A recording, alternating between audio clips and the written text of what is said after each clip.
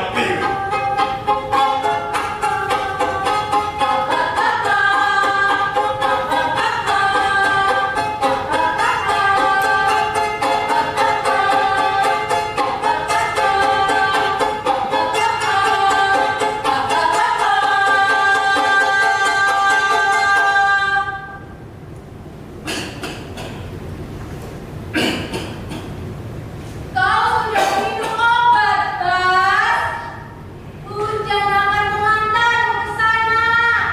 Tidak terima. Televisi yang selalu akan mengantarku ke sana. Ia juga yang telah mengantar anak-anak kita pergi ke sebuah dunia yang biru itu. Sebuah dunia yang masing-masing hanya ditempati oleh seorang manusia. Ini adalah sebuah matematika baru. Bukan sebuah matematika biru. Seperti halnya dengan diriku, manusia ditakdirkan untuk tidak pernah mati selama-lamanya. Kalau aku mati, televisi akan melahirkan diriku kembali. Dan kalau perang dunia meletus, televisi juga akan kembali memberikan sebuah dunia kepadaku.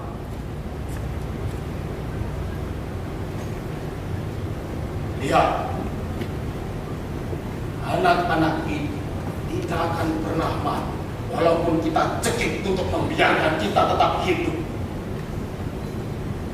Setiap generasi selalu dihantui oleh semacam penyakit untuk membunuh generasi di bawahnya, karena ia tidak dapat mengerti bagaimana generasi di bawahnya dapat menghidupi dirinya sendiri. Seluruh kota-kota tidak bisa menyelesaikan masalah ini, sehingga ia terpaksa menelan seluruh rumah yang berada dalam demam dan menelan seluruh keluarga.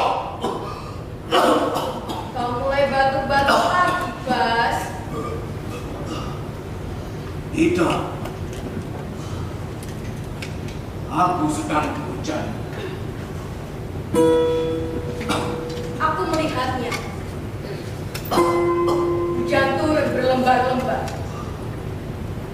Lembaran-lembaran itu berwarna biru.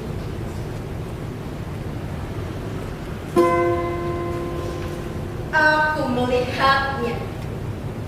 Jembatan seperti sebuah perahu yang menggigit. Banjir di luar dinding-dinding ini, semuanya tak berdaya di bawah lembaran-lembaran yang mencurahkan air dan angin itu. Semua dekor yang dipasang menjadi terasa semu dan tolong. Tapi kau harus minum pil, Bas. Jangan. Apa kau bilang? Tampak padaku hujan yang kau akan. Tentu saja hujan. Kau harus minum pil, kataku. Kalau katamu jawab, aku akan turun. Apakah sekarang kita sedang berada dalam udara? Apa kau pikir udara itu adalah sebuah balkon? Kau harus minum pil, Bas. Kau mulai batuk-batuk lagi. Kalau kau tak juga minum, aku akan turun. Jangan turun. Apa? Jangan turun.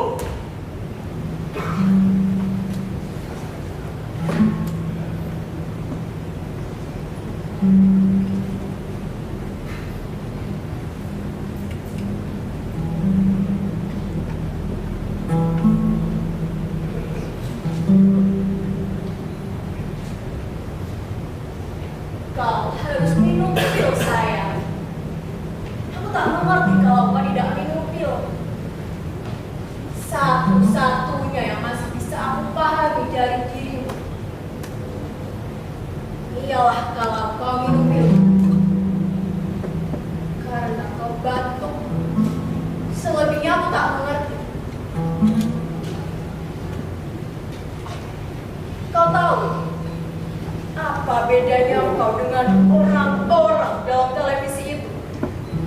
Ialah kalau kau minum pil, lebih penting dari ajaran manapun.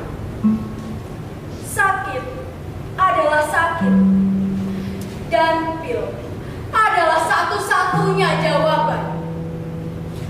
Sekali kita minum pil, seterusnya kita harus minum pil.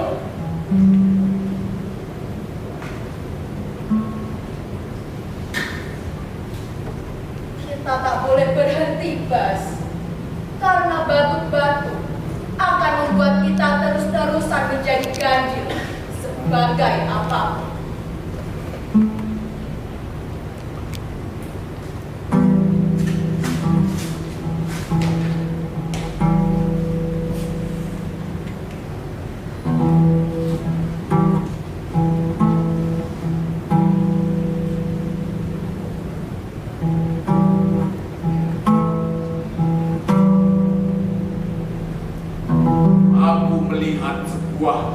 Biru yang diantarkan oleh hujan kepada. Aku heran, dunia itu tumbuh dalam semangka yang mengajak orang pergi ke dalam hujan, yang mengajak orang pergi ke Aceh atau ke Papua. Tetapi aku heran, aku tidak berjalan kemana-mana. Aku berjalan dalam tenggorokanku sendiri dan tali sepatuku nyangkut entah di mana dalam mulutku. Bas, kau nonton sepak bola? Tidak. Apa? Tidak.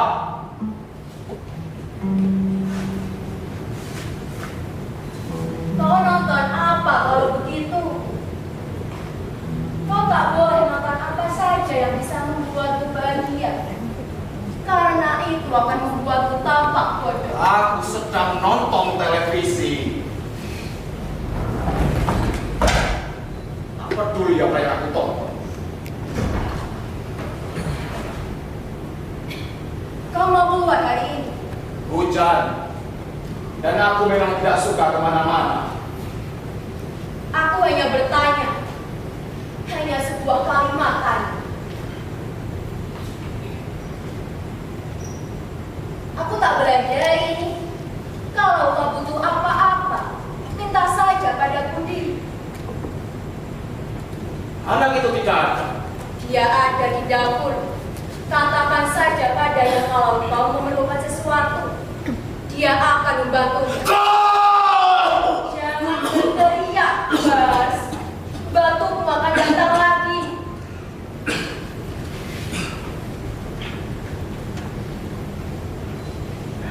Doni akan datang nanti sore memotong rambut. Aku tidak butuh potong rambut. Tidak sakit. Tidak usah. Aku harus keluar sebentar. Katakan pada Doni, kalau dia datang bawa gunting, aku akan membunuhnya.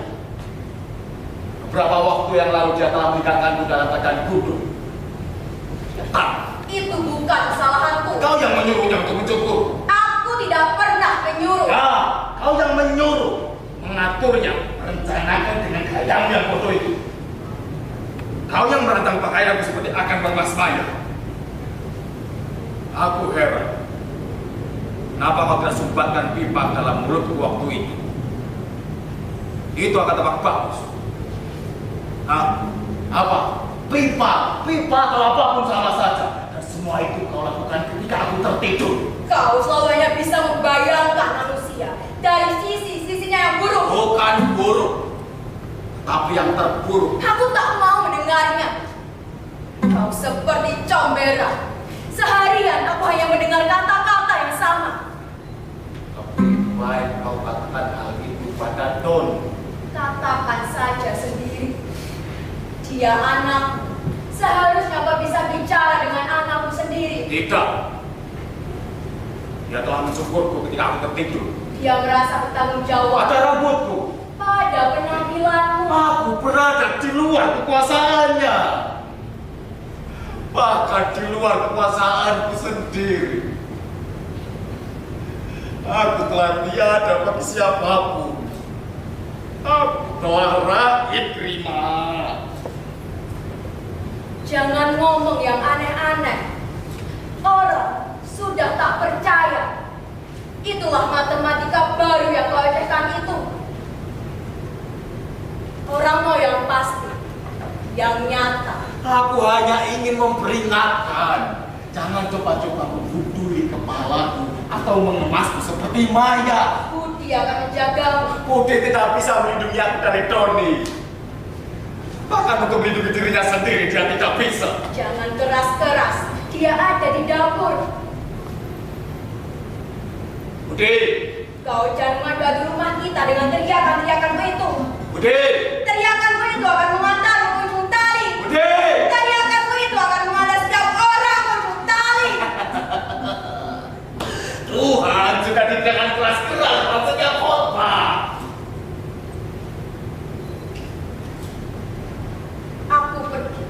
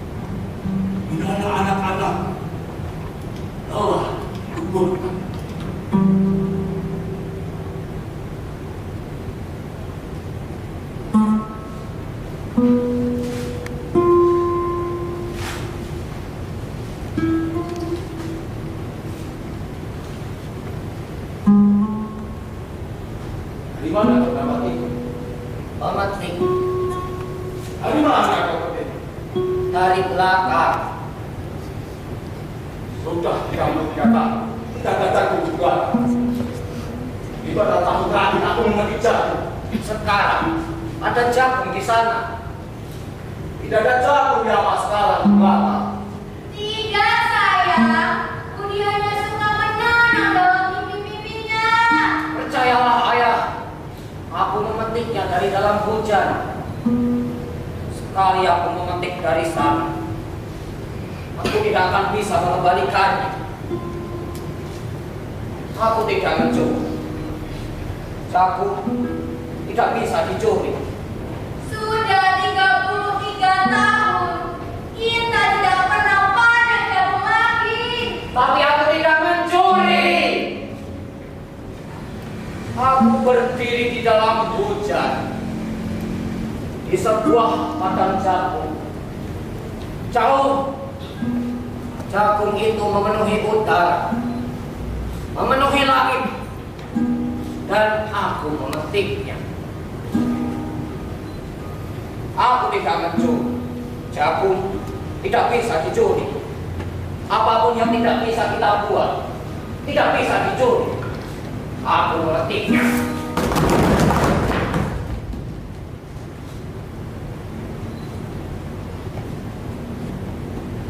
Ini adalah sebuah dunia pil.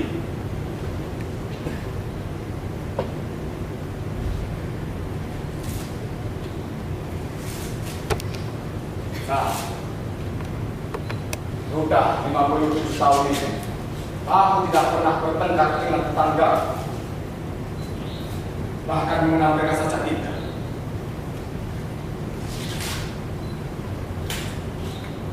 Apakah kau sedang berada dalam kesulitan? Tidak, ayah. Katakan padaku jika ya. Aku ini masih ayahmu. Aku tahu, kau masih menyimpan beban yang kau bawa dari Papua. Aku tidak sedang dalam kesulitan apapun, ayah. Ibumu telah mengatakan semuanya padaku. Nah, Apa yang dia ceritakan padamu? aku tidak bisa mengulang ucapan yang pernah diucapkan oleh orang lain. Tapi semuanya telah diceritakannya padaku. Bagus sekali, ayah. Hibrida, Apa? sejenis hibrida, istimewa. Kau yang menanamnya. Aku tak tahu jagung macam apa ini. Kau tidak bisa tinggal selamanya di sini, nak. Tidak. Bukan itu maksudku. Apa sebenarnya kerjamu? Kau tidak sedang khawatir, bukan? Aku tidak khawatir. Tapi ketika aku di Papua, Di sana pun. Apa yang berbeda dengan dunia ini? Kita yang berbeda.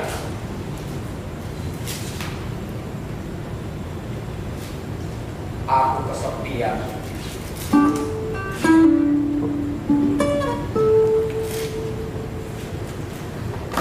Ayah, boleh aku minta whisky?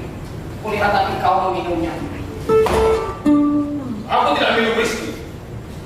Urus dirimu sendiri. Gila. Kau datang entah dari mana? Sudah 15 tahun aku tidak pernah mendengar kabar beritamu dan tiba-tiba saja kau menuduh. Aku tidak menuduh. Tadi kau menuduhku minum whisky. Aku tidak menuduh apa-apa. Mas, kau sedang apa dengan Budi, sayang? Jangan jawab, nak. Aku tak melakukan kesalahan apapun. Aku tahu kau tak melakukan kesalahan. Mas, apa yang kalian lakukan? Jangan jawab. Aku tak melakukan apa-apa. Mas, dia tidak minum kan? Kau mau kan mengawasi dia agar tidak minum? Kau harus mau. Itu tanggung jawab kita. Dia sudah tak dapat lagi menjaga dirinya sendiri. Oleh karena itu, kita harus menjaganya. Orang lain tak mungkin. Dan oleh karena itu juga, kita tak bisa mengusirnya begitu saja. Kalau kita punya uang, kita bisa mengirimnya. Tapi kita tak punya.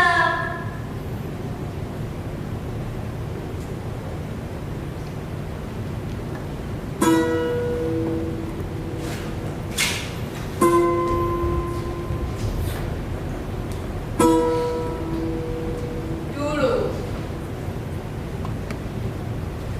aku selalu berharap Budi bisa mengasuh Doni apabila mereka sudah mulai dewasa.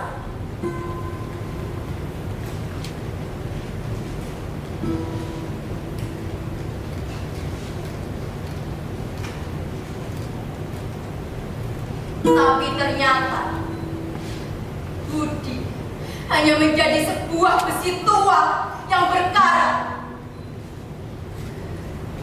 Dan Don tak lebih menjadi sebatang kayu kering yang sedang membusuk.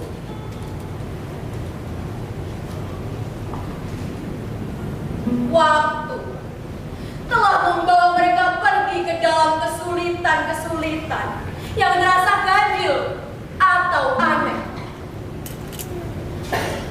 Siapa yang akan mengira waktu atau masa depan telah membawa mereka jauh dari gambaran diri mereka yang sering kita banggakan pada masa kanak-kanak mereka.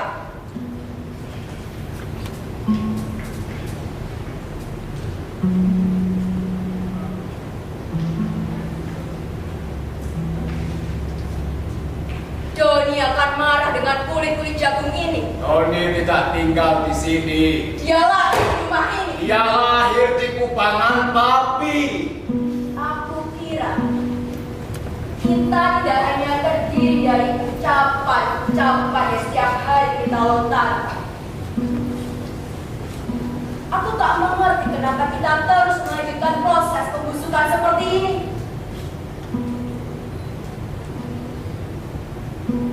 Kau adalah sebuah kekalahan yang berlanjut. Doni bukan darah kakiku. Darah kakiku tertanam dalam belakang. Bagaimanapun kita adalah sebuah sejarah, Bas. Terima. Kau jangan bermain-main dengan kalian seperti itu. Kau lihat televisi. Apakah dia berbicara tentang kita? Itu aneh sekali. Dia berbicara tentang sebuah aktualitas. Dunia sebagai sebuah peristiwa sebagai sebuah mode dan manusia sebagai sebuah mode. Kita sudah tak berada lagi di sini, dimanapun. Aku harus pergi, Bas.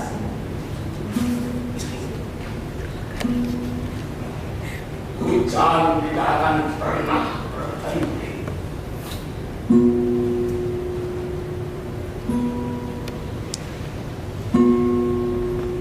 Tidak ada hujan di sini, Bas. Baliknya, Bima. Tidak ada hujan dimanapun. Hanya di sini hujan turun. Bas, kau harus menjaga Budi dan Doni. Bagaimanapun, mereka bukan sebuah dunia kata-kata.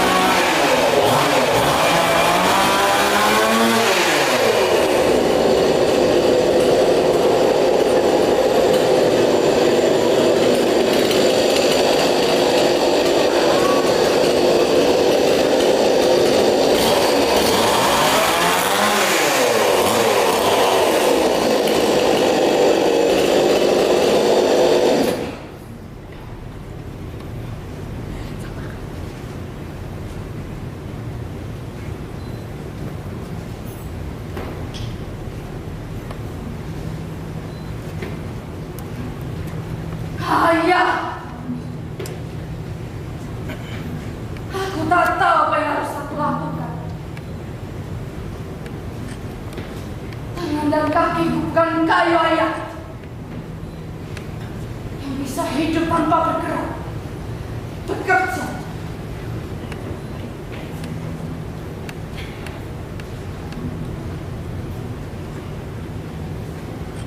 Ia membentukku untuk berbuat.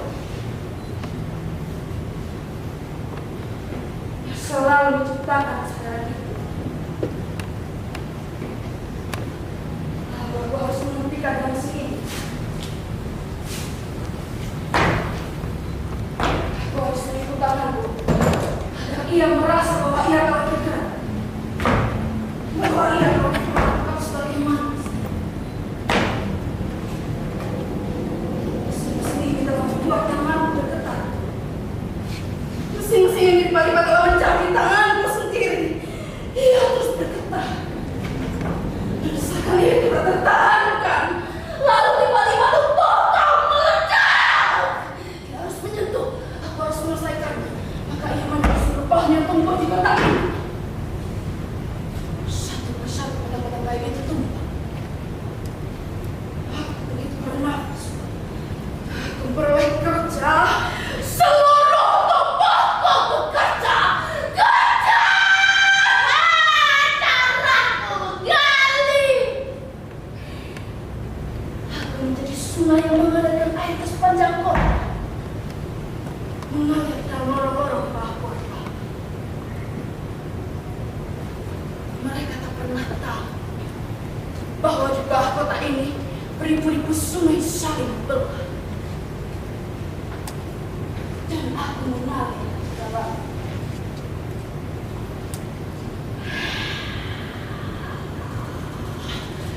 Baru pertama kali ini aku mendapatkan kegairahan kerja. Aku mencukur seluruh pohon, sadar bahwa aku bukanlah kupu-kupu, bahwa aku bukanlah kayu, telah membuat kota ini menjadi keluarga.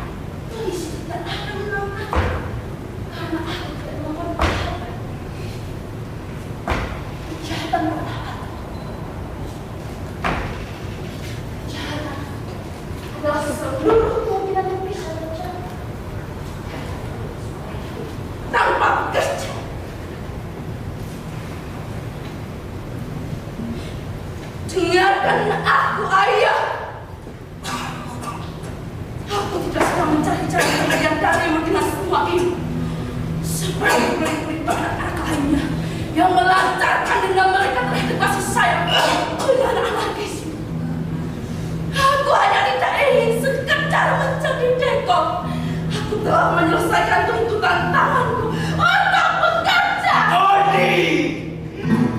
Penderitaanmu sungguh keram, Dodi. Aku adalah sebuah hujan yang turun di gelap malam. Setiap keringatmu yang jatuh menyentuh tanah akan tumbuh batang-batang jagung. Kau akan ditangkap oleh dirimu sendiri, Dodi. Kau adalah penjara yang kau seret kemana-mana. Kau adalah pengadilan yang terus berlangsung bagi dirimu sendiri.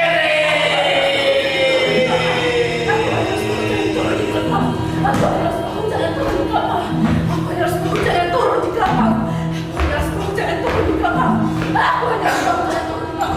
Aku adalah sebuah hujan yang turun di gelap malam. Aku adalah sebuah hujan yang turun di gelap malam. Aku adalah sebuah hujan yang turun di gelap malam. Aku adalah sebuah hujan yang turun di gelap malam. Aku adalah sebuah hujan yang turun di gelap malam.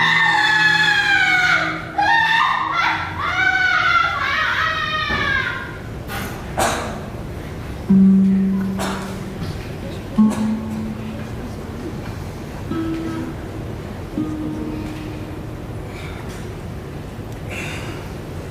adalah sebuah hujan yang turun di gelap malam. Aku adalah sebuah hujan yang turun di gelap malam. Aku adalah sebuah hujan yang turun di gelap malam. Bapak, kau menemaniku, nak. Ya, ayah. Akhir-akhir ini, aku semakin takut dengan diriku sendiri. Maksudmu? Batuk itu, ayah. Ada satu soal, nak. Bahwa terkadang manusia ingin didengarkan. Tetapi aku tidak percaya pada permainan seperti itu. Sebagian orang menggantinya dengan pil atau alkohol. Bicaralah yang jelas, ayah. Orang akan berbicara dengan jelas ketika ia tidak mengenal kata-kata. Apakah kau akan mati, ayah? Aku adalah sebuah bangunan tua yang telah berantakan. Tidak ada seorang pun yang bisa memasukinya lagi, karena orang sudah tak dapat menemukan pintu masuk dari bangunan yang telah runtuh itu. Tetapi aku masih merasa bahwa masih ada halaman belakang dari bangunan yang telah runtuh itu, yang ditumbuhi jagung, yang telah kau petik itu. Ayah, apakah kau akan mati? Tidak.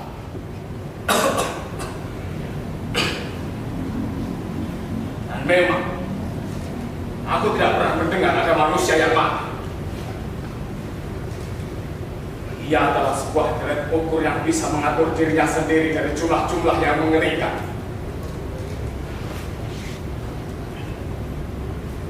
Ketika seseorang memasuki lapangan bola, ia harus mengejarnya dan membuat gol. Tapi itu dosa. Orang tidak pernah mengejar bola. Bola itulah yang telah mengatur permainan dengan sendirinya. Karena ia bola dan memesankan tertuju ke satu arah. Dan setiap orang tertarik pada pancaran itu. Dan kita mengejarnya, menonton bersorak, wasit memberikan duit free, dan itulah dusta itu. Bahwa sebenarnya kita diatur oleh kekacauan. Apakah kau ingin menonton, ayah? Jam berapa sekarang? Jam 11 malam. Malam ini kau mandi? Aku selalu mandi menjelang tengah malam.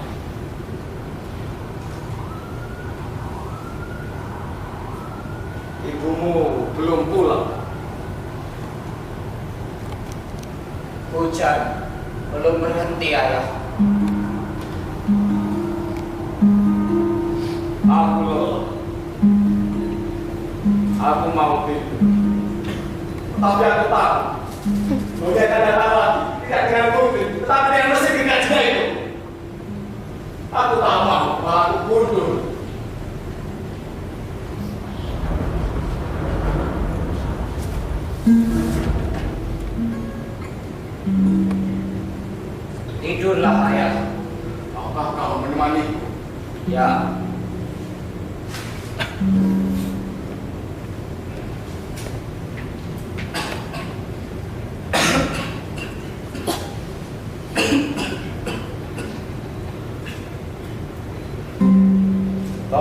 mengalahkan makhluk itu.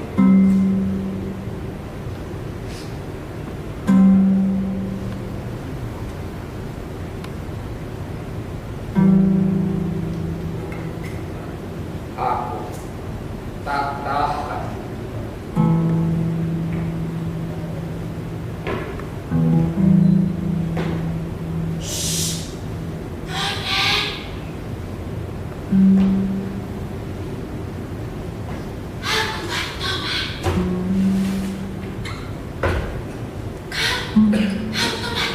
Ini tanganku. Jangan sampai dia terbang.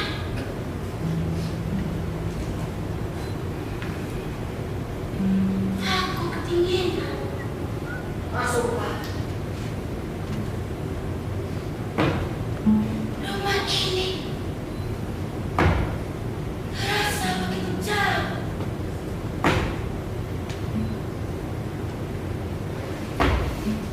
Aku bakar rumah ini untuk ayah. Sudah tak sempat dia menyiapkannya. Tetapi aku tahu apa yang aku bawa untuknya seakan-akan tidak bernilai. Aku tak tahu apakah nilai itu terletak pada niatan memberi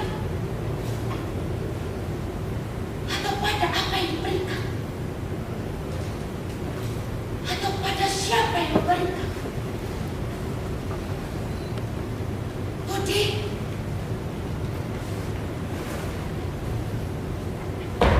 kau tak pernah tahu. Sudah seringkali aku dicekam oleh keinginan berikan sesuatu ayah.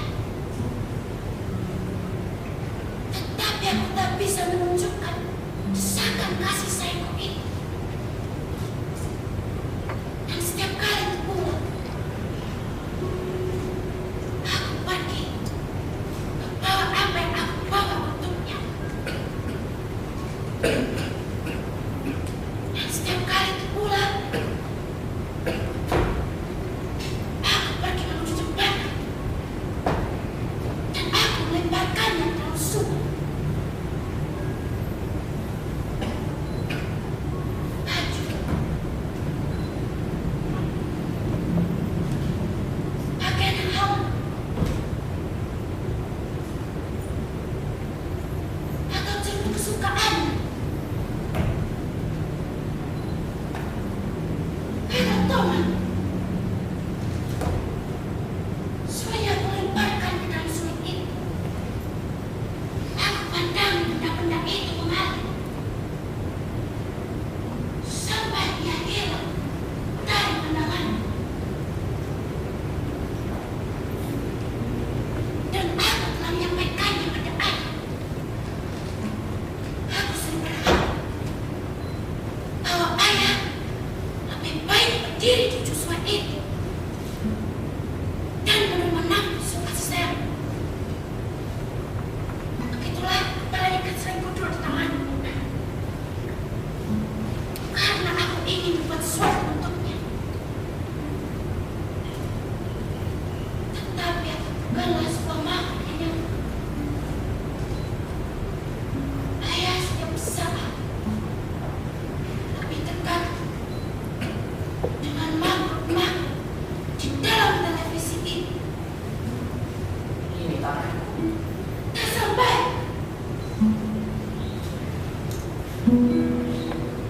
Budi, maukah kau bermain bola lari seperti masa kanak-kanak kita dulu? Biarlah kita kembali ke dunia ini. Karena dunia itulah yang dikenal dengan baik dan indah.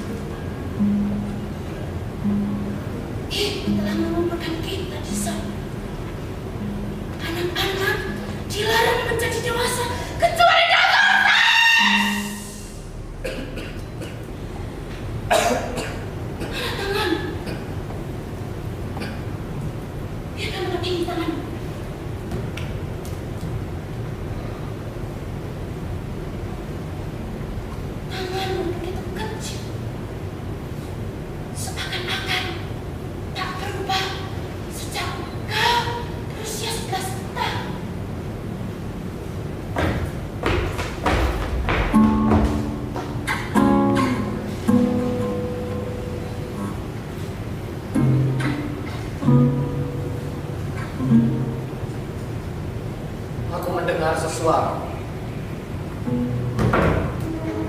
Aku harus mencari. Aku harus mencari. Aku harus menemukannya malam ini.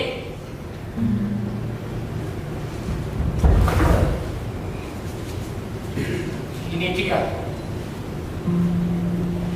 Aku menemukan kata-kata ini. Kata-kata yang selama ini ingin aku ucapkan. Aku akan mengucapkan. Aku harus mengucapkannya. Di negeri ini, kesenian hanyalah sebatas proyek, dan puisi hanya bersajakan anggur dan rembulan. Kini, aku menemukannya. Aku harus mengatakan, puisi adalah sebuah kudeta terhadap kehidupan yang membosankan. Aku harus mengatakannya malam ini juga. Tidak, bukan ini. Ya, bukan ini. Aku tahu di mana letak yang tepat. Tempat kata-kata itu harus berada, harus diucapkan. Malam ini membuat pikiranku bercakai. Sekumpulan kata-kata yang selama ini terasa asing untuk diucapkan, selama ini datang padaku dan menyusun kembali diriku dari rancangan-rancangan yang terpengkalai.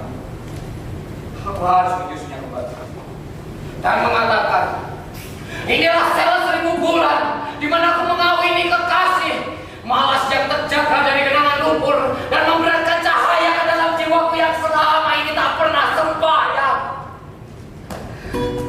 Aku seperti melihat seluruh alam semesta menyerahkan diri kepada sesuatu yang tak terelakkan.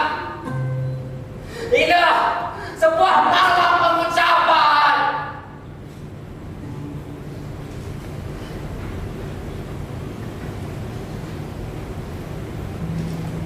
Harus mencari. Aku harus menemukan kata-kata itu.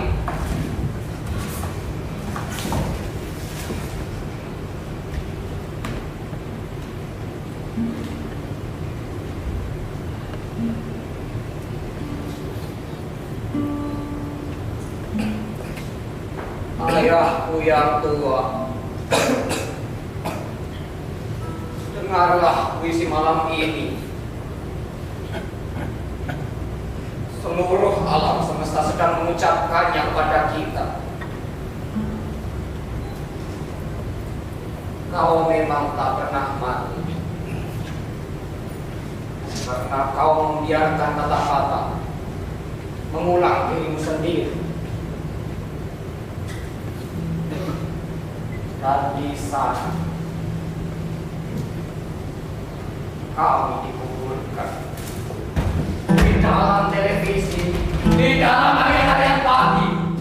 Ayah, dengarlah puisi gelap itu akan bangkit, menjelaskan kesulitan-kesulitan yang selama ini kita hadapi.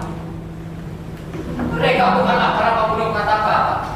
Kau jangan percaya bahwa anak-anak akan merampas menit-menitmu dan membiarkan para orang tua mati di luar daerah waktu.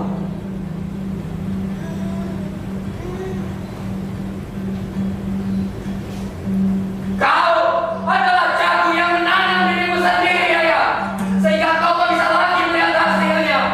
Di situ kau menjadi raib seperti malam yang menghapus seluruh keringat kita.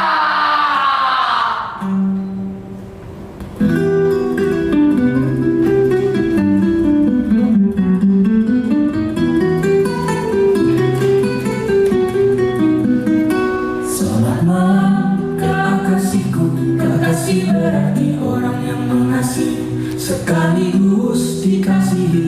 Dia bisa siapapun, bisa sahabat, bisa paal, saudara, orang tua, dan siapapun yang mampu memberikan kasih yang dengan tulus layaknya. Disebut kekasih, kekasih adalah sebuah hubungan timbal balik, dan kekasih sejati hanya dapat dibuktikan pada saat-saat sulit. Kasih sesungguhnya bisa tumbuh di mana-mana dia jiwa masalahnya.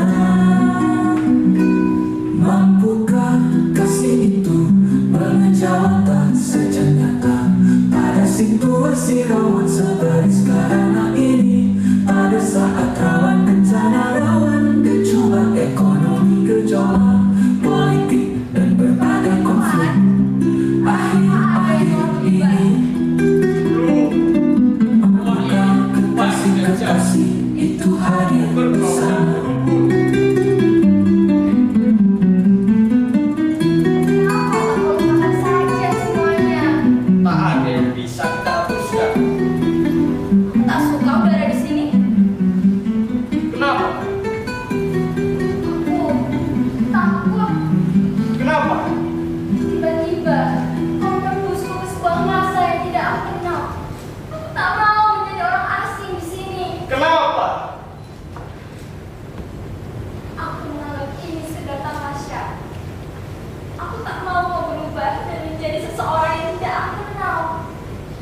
Aku mulai mencium masa yang kau perlihatkan kepada.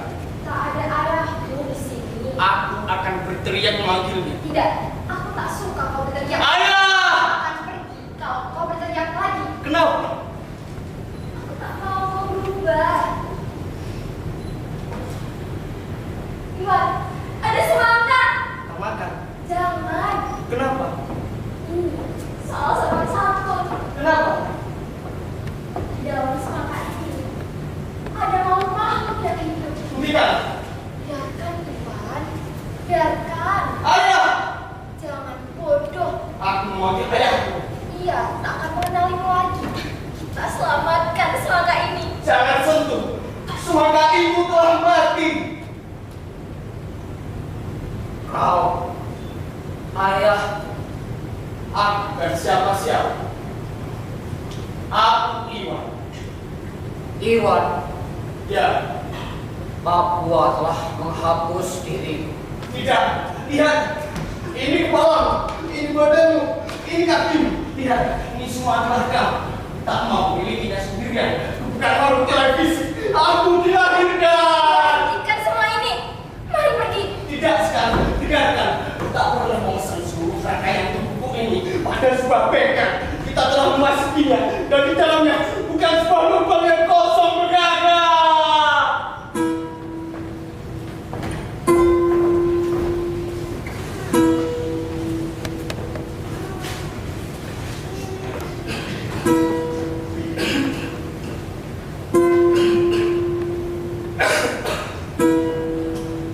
Malam aku dibawa lari oleh hujan. Aku terlempar jalanan belakang. Atau ceritanya aku ganti menjadi begini. Malam aku dibawa lari oleh hujan ke sebuah lapangan bola. Bola aku bawa lari, aku tegak gol. Nonton bersorak, wasit membunyikan peluru. Tapi itu adalah cerita yang sering dihafal oleh Budi. Semua sastra sekarang hanya hasil sebuah karangan. Aku punya cerita begini. Tentara berbaris di Papua. Para suku pedalaman membawa panah. Kelima mencium leherku yang berkeringat, katanya asing.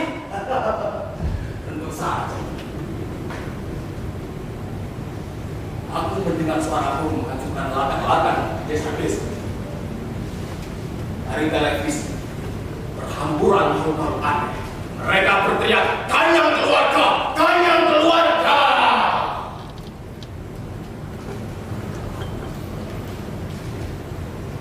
Tiba-tiba, aku melihat seluruh dunia ditumbuhi oleh jagung. Di sana, aku melihat seluruh dunia,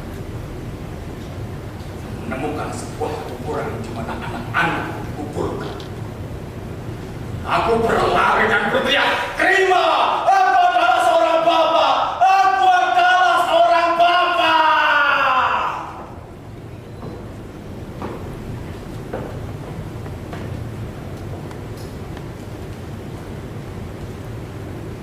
Kau siapa? Aku Sekar. Bagaimana kau bisa berada di sini? Aku datang bersama Iwan. Aku kawannya. Ketika kamu datang tadi malam, kau sedang dalam keadaan mabuk. Saat hujan turun dengan deras.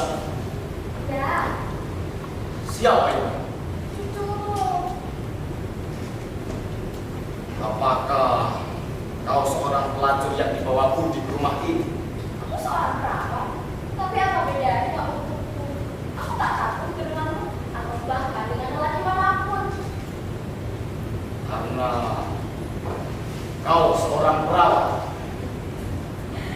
Itulah satu-satunya kekuatanmu. Sudah lama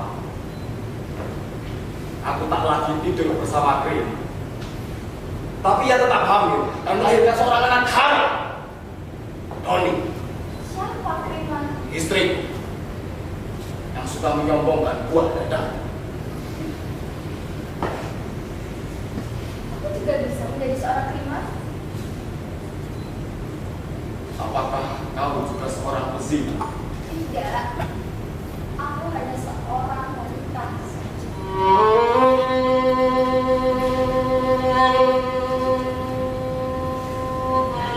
Dulu aku seorang petani.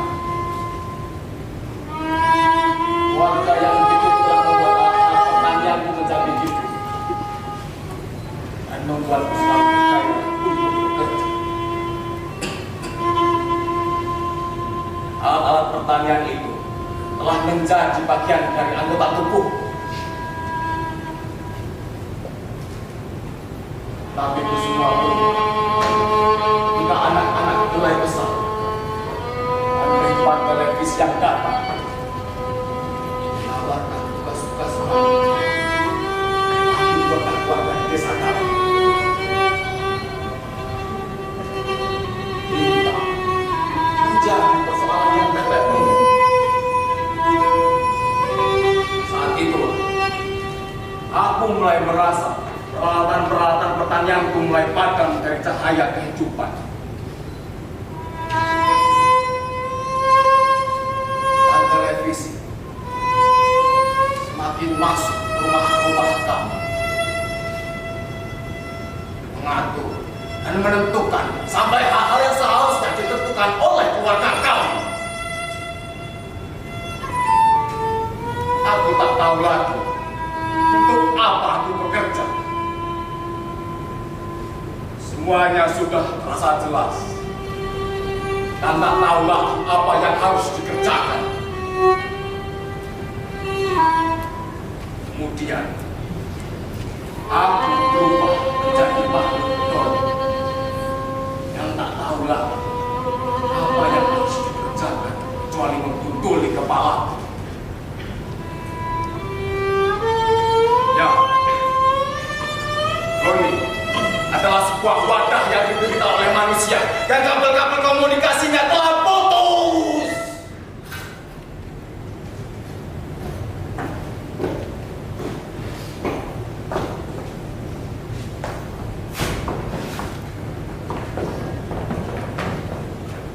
Kenapa kau menghindar?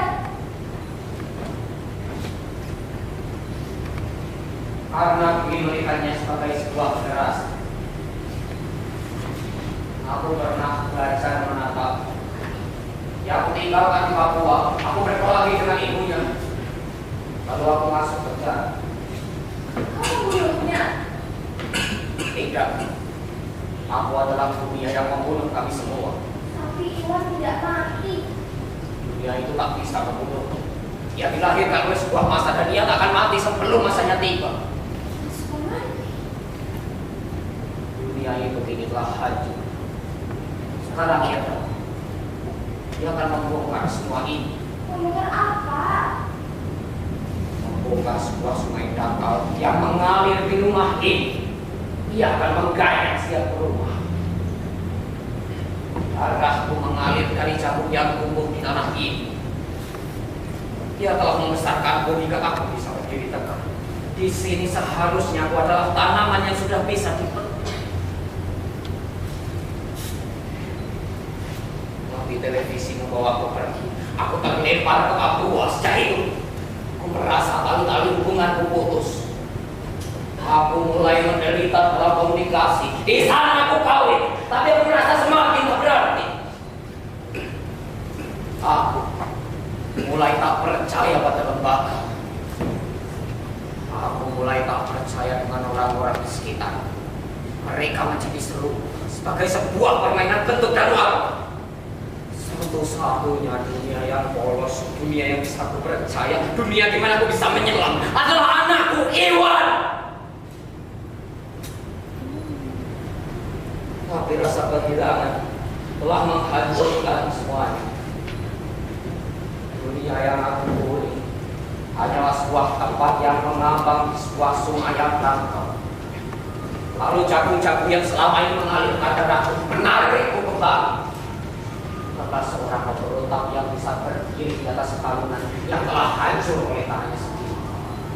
Iwan juga bukan seorang pemberontak. Tapi kedatangannya akan membongkar sebuah kuburan. Kuburan itu bernama darah keturunan. Bahwa tak ada seorang pun yang bisa dibunuh di sana. Bahwa Iwan harus memelihara ayahnya, ibunya, kakeknya, neneknya, sebuah tali perdarahan yang panjang yang sekarang tak bisa lagi menyentuh lapisan-lapisan kaca pesawat televisi, di mana setiap anak-anak direnggutnya.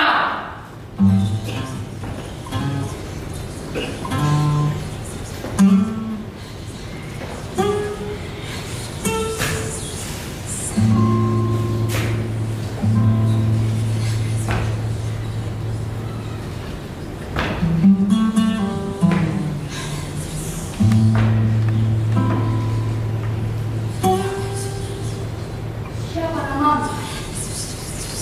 Aku Sekar.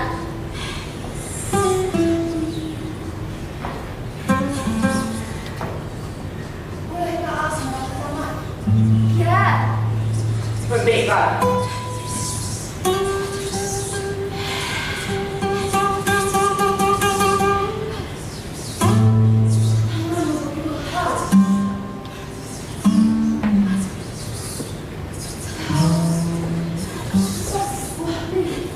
Pendekar. Biarkan paman.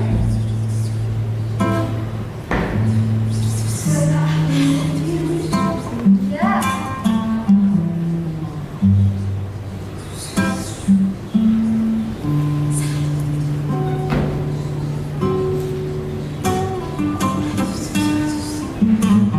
Bolehkah kau menjadi istriku? Kau bisa. Kau bukti? Ya. Kau. Kenapa kita saling menyembunyikan sesuatu? Aku merasa ada yang sudah tak terucapkan lagi di rumah ini.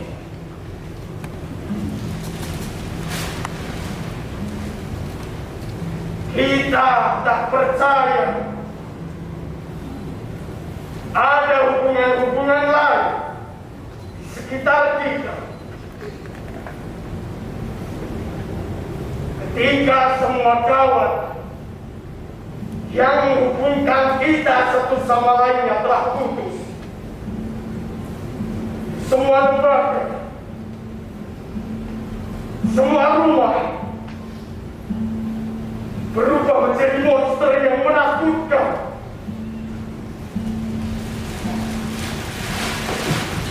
Menjadi kuburan-kuburan kebudayaan yang tidak memiliki batu nisan. Tangan kita menjangkau dari Aceh ke Papua, tapi kita juga menemukan tangan yang sama di Suriah dan di Gaza. Tangan-tangan yang tak tahu apa yang harus dimilikinya, karena setiap yang digenggam terlepas lagi dengan cepat. Tangan kita menjadi pucat karena ia tidak bisa lagi memiliki.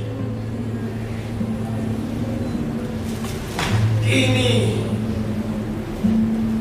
kita tidak perlu mengetahui kita berada di mana.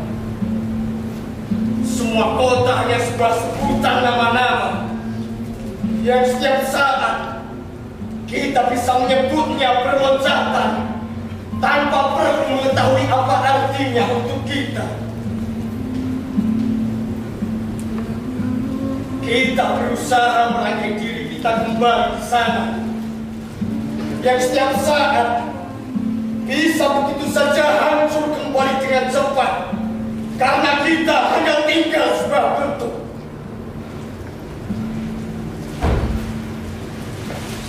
Di sana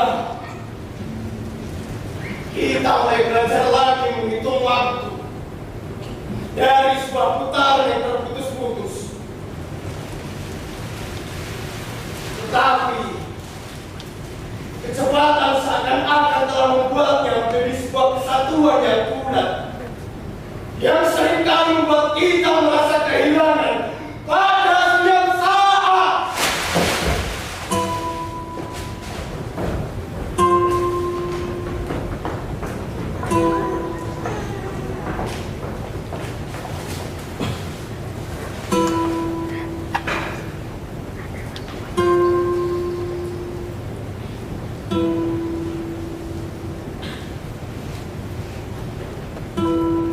Sudah malam begini, seharusnya Krima sudah pulang. Bas seharusnya sudah tidur malam ini. Sudah lama aku tak pernah merasa menunggu Krima. Tetapi malam ini aku seperti sedang berada dalam penantian yang tanpa tepik. Malam seperti tak henti-hentinya.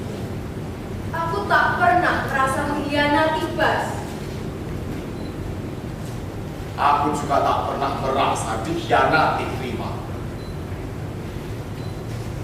Tapi dia telah melakukannya.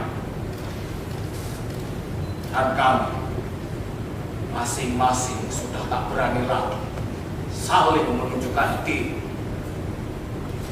Kenapa kita tak bisa lagi saling mengucapkan dunia kita sendiri, Bas?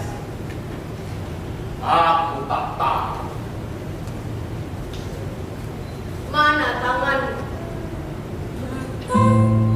Tak lagi kenal Untuk apa?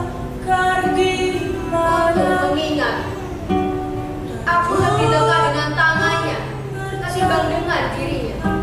Tanpa harap bunga datang tak lagi kenal Ini.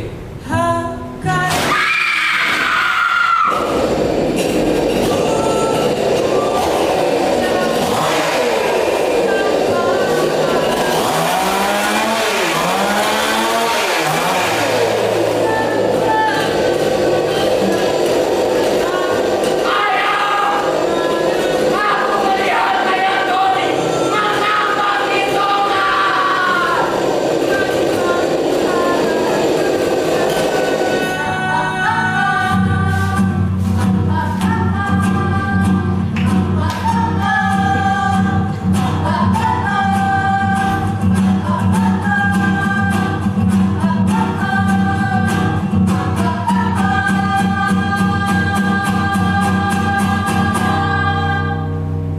Aku melihat sebuah dunia.